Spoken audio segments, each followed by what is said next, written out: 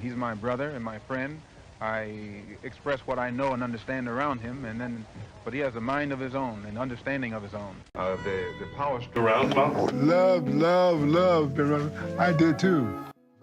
Imagine this, two of the most iconic figures of the 20th century, a boxing legend and a revolutionary leader, coming together at the height of their power. Betrayal, loyalty, power, and politics tore them apart, leaving behind a legacy that still resonates today. I'm talking, of course, about Muhammad Ali and Malcolm X. Today, we're diving into one of the most fascinating, complex, and heartbreaking friendships in history. This isn't just a story about two men. It's a story about identity, courage, and the cost of standing up for what you believe in. So buckle up, because we're about to unpack the incredible bond between Muhammad Ali and Malcolm X, how it began, why it ended, and why it still matters more than ever. Oh, and trust me, by the end of this video, you'll see why this story is anything but a knockout. Let's get into it. To understand the relationship between Muhammad Ali and Malcolm X, we need to set the stage. The 1960s were a time of immense social upheaval in America. The civil rights movement was in full swing, with leaders like Martin Luther King Jr. pushing for integration and equality. But there was another movement gaining momentum, the Nation of Islam, led by Elijah Muhammad. This group advocated for black separatism, self-reliance, and pride in African heritage, and it was here, in the Nation of Islam, that Muhammad Ali and Malcolm X first crossed paths.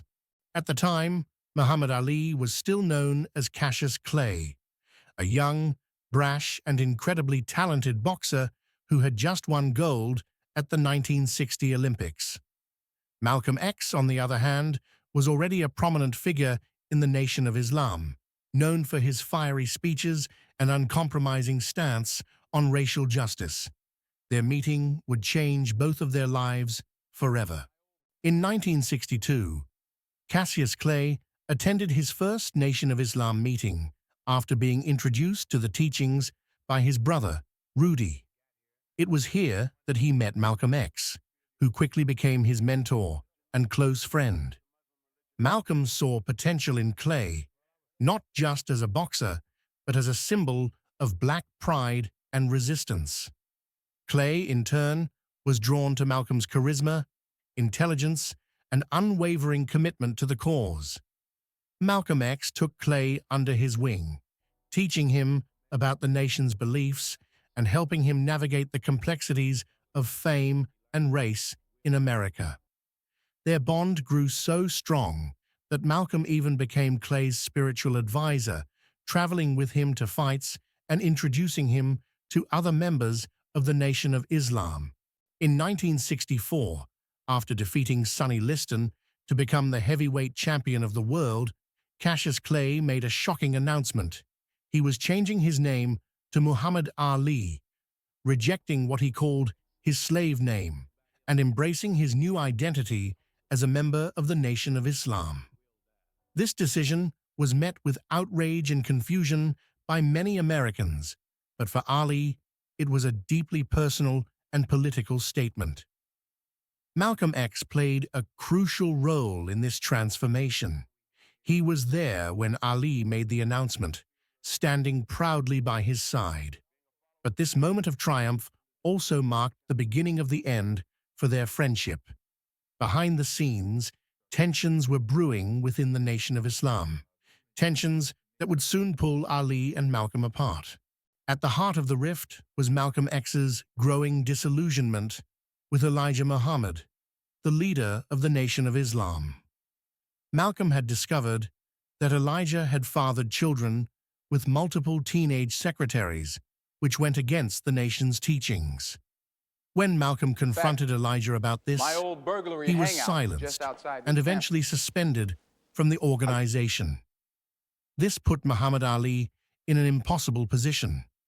On one hand, he owed a great deal to Malcolm X, who had been his mentor and friend. On the other hand, he was deeply loyal to Elijah Muhammad and the Nation of Islam.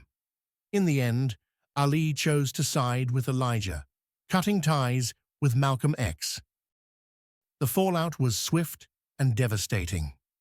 Malcolm X left the Nation of Islam in 1964 and founded his own organization, Muslim Mosque, Inc. He also made a pilgrimage to Mecca, where he underwent a profound transformation, embracing a more inclusive vision of Islam. But his relationship with Ali was irreparably damaged. In interviews, Ali publicly criticized Malcolm, calling him a hypocrite and accusing him of turning his back on Elijah Muhammad. Malcolm, for his part, was heartbroken. He saw Ali as a brother and couldn't understand how their bond had been so easily broken. In one of his final speeches, Malcolm said, "I gave my life to the Nation of Islam, and now I'm being treated like a dog." Tragically, Malcolm X's life was cut short on February 21, 1965, when he was assassinated during a speech in New York City. His death sent shockwaves through the civil rights movement and left a void in the lives of those who knew him, including Muhammad Ali. Ali later admitted that he regretted the way things ended between them. In his autobiography, he wrote, "Turning my back on Malcolm was one of the mistakes that I regret most in my life. But by then, it was too late. Malcolm was gone, and their friendship had become a cautionary tale about loyalty, power, and the cost of standing by your principles." Despite the pain and betrayal, the legacies of Muhammad Ali and Malcolm X remain deeply intertwined. Both men were unapologetically themselves, using their platforms to challenge injustice and inspire millions. Ali went on to become a global icon, not just for his boxing prowess, but for his activism and courage.